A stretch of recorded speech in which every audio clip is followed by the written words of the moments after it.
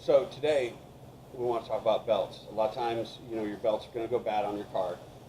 What you don't want to have happen is be on the road and have a belt go, because today you usually only have one belt and that runs everything on the vehicle. You're going to end up on the roadside. So periodically get them changed out. I've got a good belt here that when you turn it opposite of the way that it runs, because it runs down on the pulleys like this, you kind of turn it around and you can see that this has no cracks. But here, in contrast, is a bad belt, and you can see all of the little cracks where it's starting to come apart.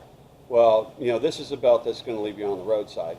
I always recommend that you change your belts before they get to this point. So if you think you're having belt noise or belt problems, sometimes they can fray, give us a call at the shop.